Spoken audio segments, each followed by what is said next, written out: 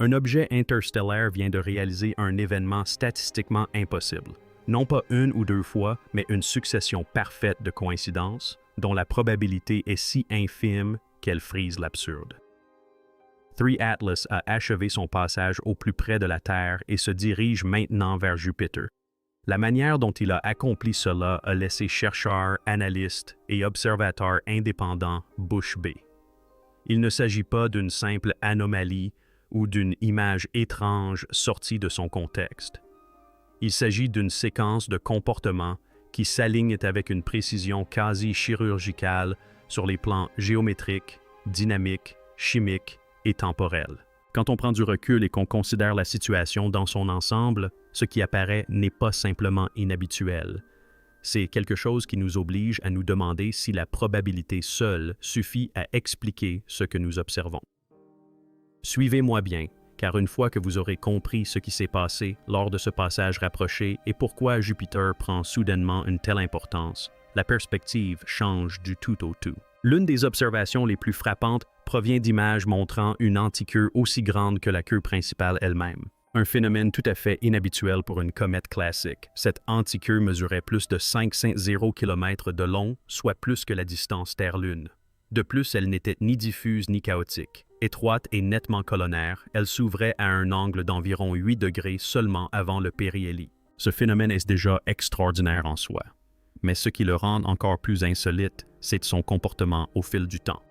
Le jet oscillait périodiquement toutes les 7 à 15 heures, ce qui correspond à la rotation du noyau et à un point d'émission très précis. Il se comportait moins comme un dégazage aléatoire que comme le faisceau d'un phare en rotation. Ce qui est encore plus difficile à expliquer, c'est que ce jet soit resté actif et très concentré après le périhélie, alors que sa région source se trouvait du côté nocturne de l'objet.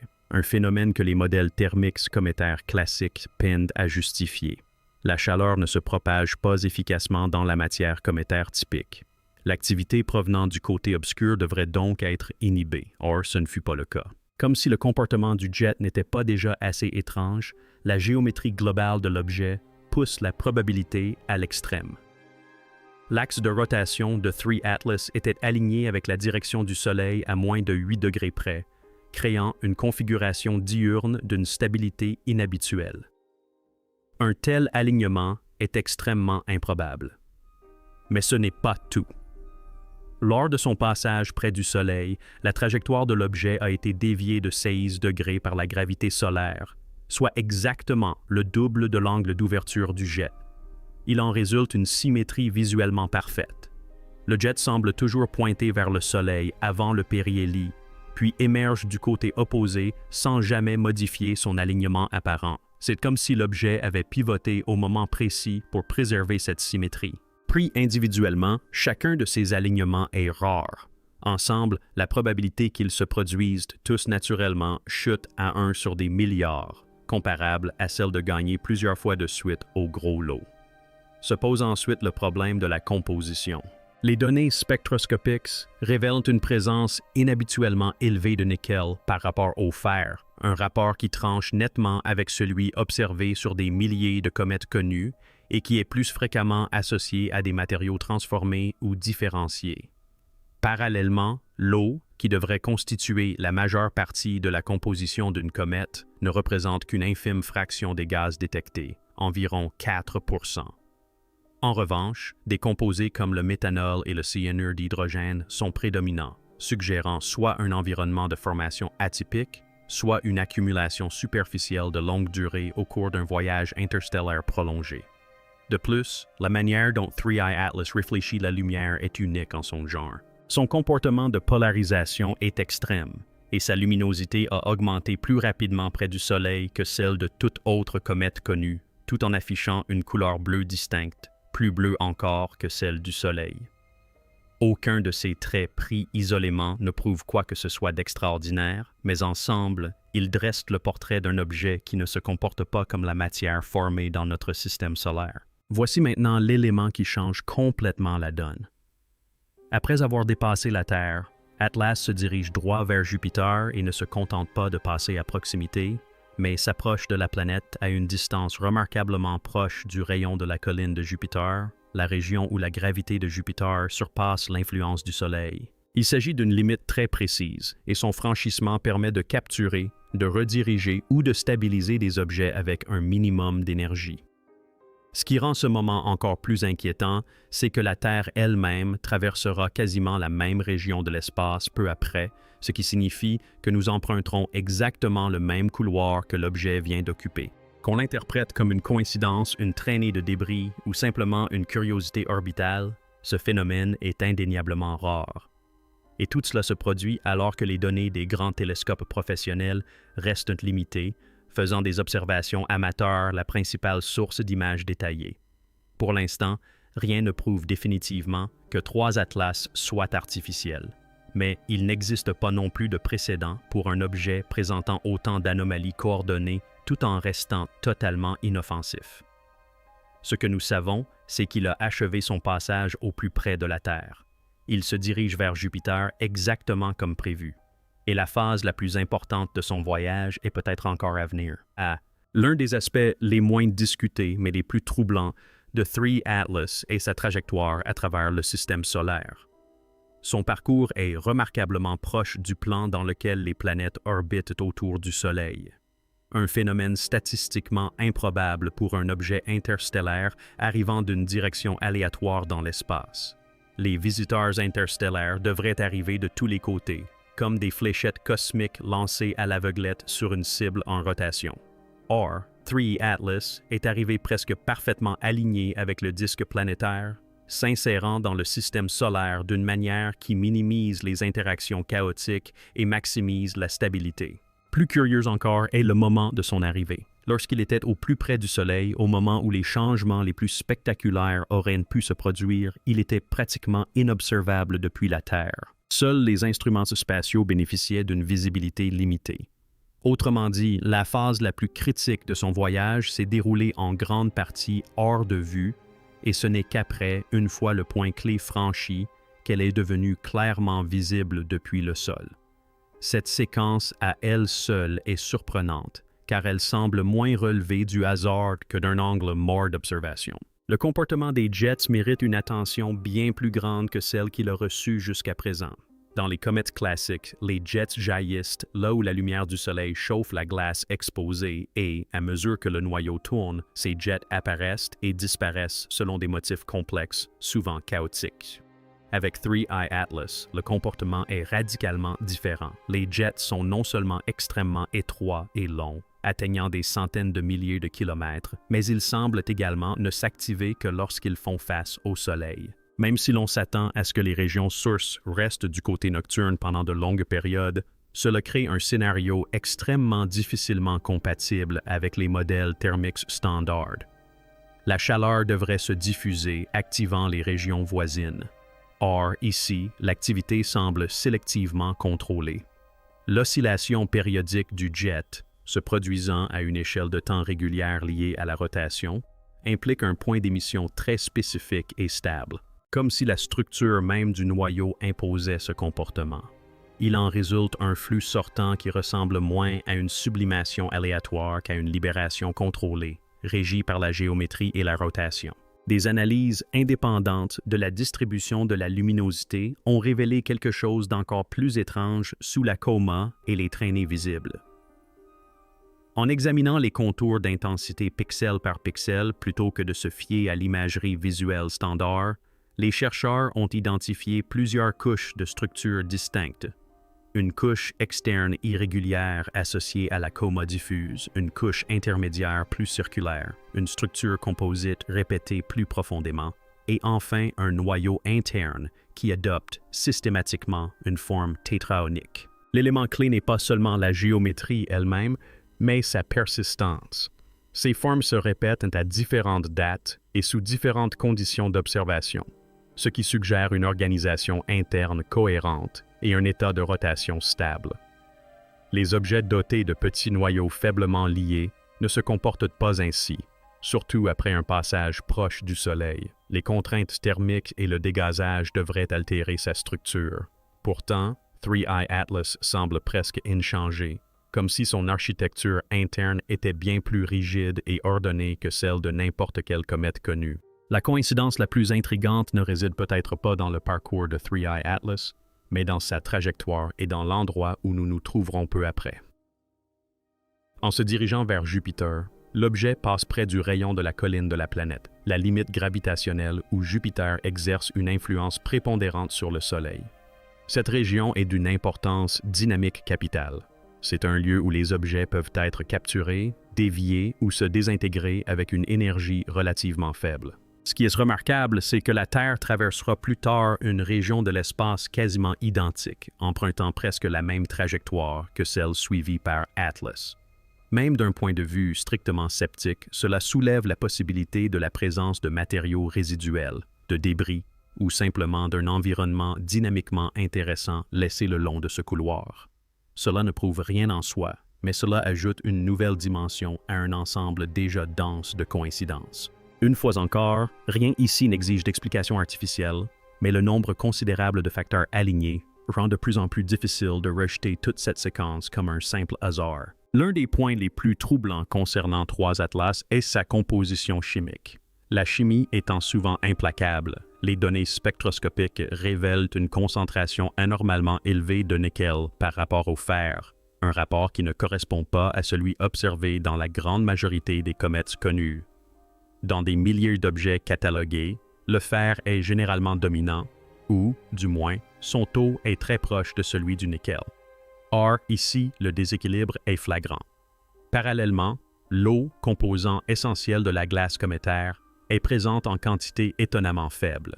Environ 4% des gaz détectés sont de l'eau, tandis que des composés comme le méthanol et le cyanure d'hydrogène sont beaucoup plus présents. Cette combinaison suggère une matière qui s'est formée dans des conditions très différentes ou qui a subi une transformation chimique au cours d'un voyage interstellaire exceptionnellement long. Ce n'est pas l'aspect des comètes du système solaire. Et plus on compare les données, plus il devient difficile de prétendre qu'il s'agit simplement d'un objet familier sous une apparence inhabituelle. Au-delà de sa chimie, la façon dont 3 Atlas interagit avec la lumière ajoute une autre dimension à son étrangeté. Sa signature de polarisation est extrême, bien au-delà de celle observée chez les comètes typiques, et sa luminosité a augmenté plus rapidement près du Soleil que celle de tout autre objet comparable jamais enregistré. Sa couleur est encore plus inhabituelle. Au lieu de s'assombrir avec l'augmentation de la production de poussière, comme on s'y attend généralement, l'objet est apparu d'un bleu distinct, plus bleu que le Soleil lui-même. Cela suggère une prédominance de particules très fines ou une composition de surface ou de gaz inhabituels influençant la diffusion de la lumière. Aucune comète connue ne présente cette combinaison de polarisation, de luminosité, d'accélération et de couleur. Il ne s'agit pas de variations mineures, mais de cas exceptionnels. Et lorsque plusieurs valeurs aberrantes se regroupent autour du même objet, elles cessent d'être du bruit et commencent à exiger une explication. Il y a ensuite la taille physique de l'objet lui-même. 3 Atlas semble plus grand, plus massif et plus rapide que les autres visiteurs interstellaires identifiés jusqu'à présent.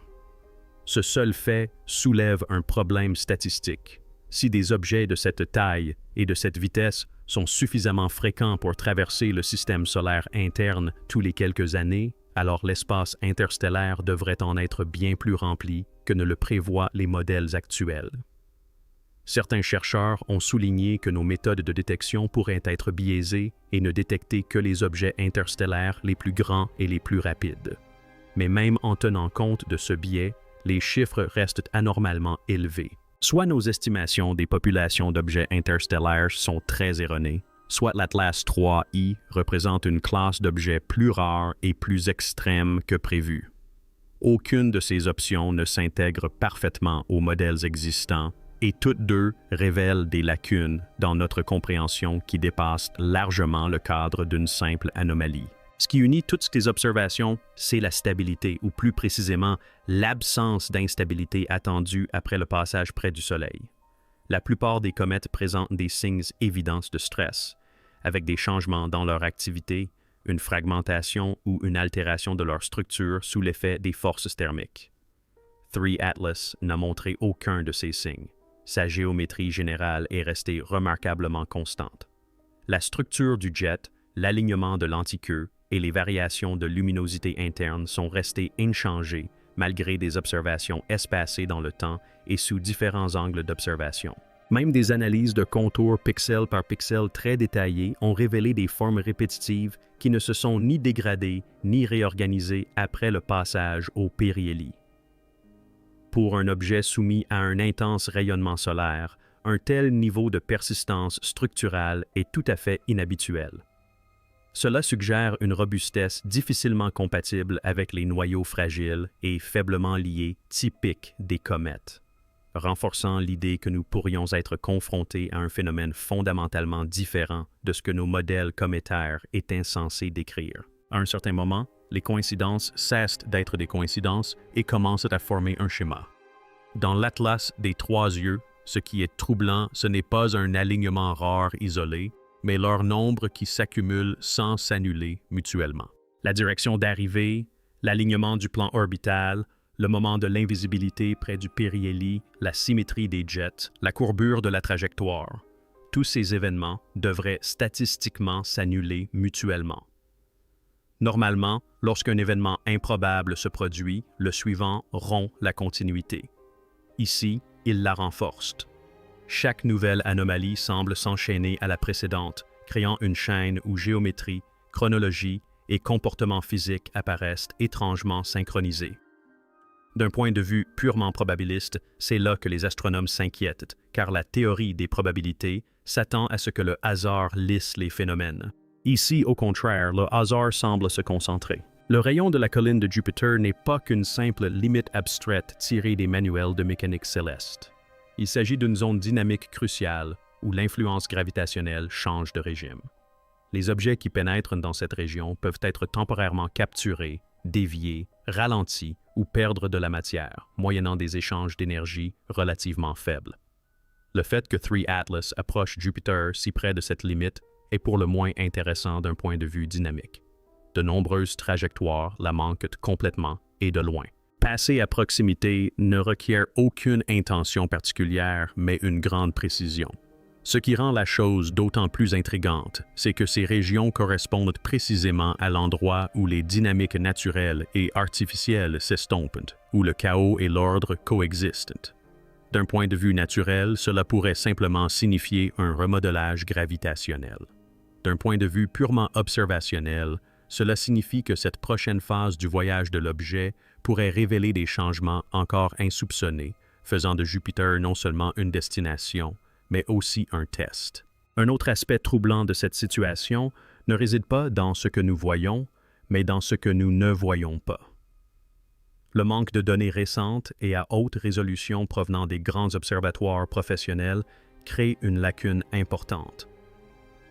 La plupart des informations morphologiques détaillées dont nous disposons proviennent d'astronomes amateurs qui utilisent de longues périodes d'intégration et un traitement minutieux des données. Il ne s'agit pas d'une critique de la science institutionnelle, mais plutôt d'une illustration de la lenteur des grands systèmes face à des événements anormaux et rapides. Les cycles de proposition, les contraintes de planification et les priorités concurrentes entravent toute réaction rapide. De ce fait, un objet interstellaire présentant un comportement inédit peut traverser sa phase la plus instructive sans faire l'objet d'un examen approfondi par les experts. Ce silence amplifie l'incertitude, car l'absence de données est souvent confondue avec l'absence de phénomènes. Après toutes ces observations, mesures et analyses, une chose demeure constante. 3 Atlas refuse de se contenter d'une explication simpliste. Chaque tentative de simplification de son comportement introduit de nouvelles incohérences ailleurs. Expliquer les jets pose problème au niveau de la chimie. Expliquer la chimie pose problème au niveau de la géométrie. Expliquer la géométrie et le timing semblent incohérents. Ce compromis constant est un signe classique que le modèle sous-jacent est peut-être incomplet. Non pas faux, mais insuffisant. Les objets formés dans d'autres systèmes stellaires peuvent reposer sur des hypothèses que nous n'avons pas encore appris à remettre en question. Et tandis que 3I Atlas poursuit sa route vers Jupiter, il emporte avec lui ces questions sans réponse, irrésolues, persistantes et plus que jamais d'actualité. Voilà donc où nous en sommes une fois écartés les spéculations, les émotions et la tentation de trouver des réponses simplistes. Un objet interstellaire a pénétré dans notre système solaire, a dépassé la Terre et se dirige maintenant vers Jupiter. Au cours de ce voyage, il a présenté une combinaison de comportements qui, pris individuellement, pourraient être rares, mais qui, collectivement, repoussent les limites de la probabilité. Une antiqueue aussi grande et aussi colonnaire que la queue principale. Des jets qui restent actifs du côté nocturne. Un axe de rotation presque parfaitement aligné avec le Soleil. Une courbure de trajectoire qui épouse la géométrie des jets avec une précision troublante. Une composition chimique qui ne ressemble à aucune comète connue. Un comportement lumineux qui défie les règles. Et une stabilité structurelle qui ne devrait pas permettre à cette comète de survivre à un passage rapproché du Soleil. Pris individuellement, aucun de ces éléments ne prouve quoi que ce soit d'extraordinaire. Mais pris ensemble, ils dressent un tableau qui ne cesse de s'assombrir. Il est important de le préciser clairement. Il n'existe aucune preuve tangible que 3 Atlas soit artificiel. Aucune. Prétendre le contraire serait malhonnête. Mais il n'existe pas non plus de précédent pour un objet naturel présentant autant d'anomalies coordonnées sans que nos modèles soient fortement remis en question. À l'heure actuelle, la position la plus honnête n'est pas la certitude, mais la prudence. Non la croyance, mais l'attention. Car la science ne progresse pas en déclarant les mystères résolus prématurément. Elle progresse en admettant quand les données ne concordent pas. Alors que 3i Atlas se dirige vers Jupiter et approche du rayon de la colline de la planète, l'histoire est loin d'être terminée. Cette région est dynamiquement sensible, un lieu où la gravité remodèle les trajectoires et où les changements, s'ils doivent se produire, sont les plus susceptibles de se manifester. Dans le même temps, la Terre traversera quasiment le même couloir spatial qu'occupait cet objet, ajoutant une nouvelle couche à un réseau déjà complexe de coïncidences. Cela ne signifie pas qu'un événement se produira, mais que nous devons rester vigilants. Cet objet a déjà mis en lumière un problème plus profond. Nos classifications, comètes, astéroïdes, actifs, inertes, reposent presque entièrement sur des objets formés dans notre propre système solaire. 3 Atlas ne vient pas de là. Il porte en lui une histoire forgée autour d'une autre étoile, dans des conditions que nous n'avons jamais observées directement. S'attendre à ce qu'il se comporte exactement comme des débris locaux pourrait bien être une grave erreur. L'anomalie pourrait ne pas résider dans l'objet lui-même, mais plutôt dans nos hypothèses concernant l'apparence des objets interstellaires. Pour l'instant, les données dont nous disposons suggèrent un phénomène extrêmement rare, extrêmement inhabituel et très probablement naturel, mais en aucun cas normal. L'absence de mesures définitives effectuées par de grands télescopes nous contraint à l'incertitude dans l'attente de la prochaine étape de son évolution qui apportera des éclaircissements. D'ici là, la seule attitude responsable consiste à poursuivre nos questionnements, à continuer d'observer et à résister à la tentation de simplifier ce qui est manifestement un phénomène complexe. Si vous souhaitez rester informé de l'évolution de cette situation, notamment à l'approche de Jupiter par 3i Atlas et à l'arrivée de nouvelles données, abonnez-vous. Que cet objet finisse par redéfinir nos modèles ou simplement les élargir, une chose est sûre, les visiteurs interstellaires nous obligent à prendre conscience de la taille réduite de notre échantillon et de l'immensité de ce qu'il nous reste à apprendre sur l'univers. Et la prochaine fois qu'un objet de ce type pénétrera dans notre système solaire, peut-être serons-nous prêts à le comprendre avant qu'il ne s'en aille.